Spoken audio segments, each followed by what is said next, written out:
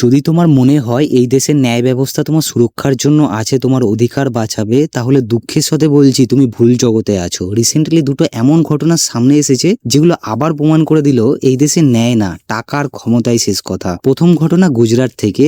একটা সবাই জানো, একটা হিট অ্যান্ড রান কেস। এক বড়লোক বাপের জানোয়ার ছেলে ড্রিঙ্ক করে গাড়ি চালিয়ে 8জন মানুষকে পিষে দেয়, আর একজন মহিলা তো অন দ্য স্পট মারা যান। আর জানো কি হলো? ওকে জামিন দিয়ে ছেড়ে দেওয়া হয়েছে। কোর্ট বলছে ও একজন স্টুডেন্ট, এই প্রথম এমন ঘটনা ঘটিয়েছে তাই ছেড়ে দেওয়া হলো।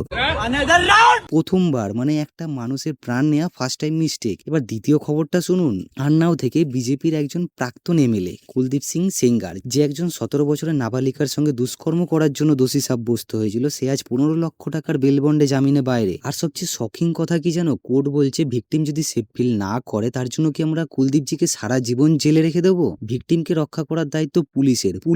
পুলিশ নিজেরাই ক্ষমতাবানদের অধীনে। ভাই, ভিকটিমকে লাইফ থ্রেট দেওয়া হয়েছিল। এই কেসটা ঠিক সেই রকম যেমন সিনেমায় হয় না, ভিকটিমের পরিবারের লোকজনকে মেরে ফেলা, আই উইটনেস গায়েব করে দেয়া, ভয় দেখানো, হুমকি দেয়া, এসব সব ঘটনাই তার সঙ্গে ঘটেছিল। শুধু পার্থক্য একটাই ছিল, মিডিয়া কেসটা তুলে ধরেছিল তাই তাড়াহুড়া করে কোর্ট কনভিক্ট করেছিল। মিডিয়া না এলে কি হতো একবার ভেবে দেখো। আর সবচেয়ে লজ্জার বিষয়, জামিন পাওয়ার পর ভিকটিম যখন এই বিষয়টা নিয়ে ইন্ডিয়া গেটে প্রোটেস্ট করতে যায়, পুলিশ তাকেই ধরে নিয়ে যায়। এখন প্রশ্ন একটাই, পুলিশ কার হাতে, আইন কার জন্য, আর নিরাপত্তাই বা কার? আবার সেই একই দলের একজন এমএলএ ভিকটিমকে নিয়ে হাসি ঠাট্টা করে বলছে,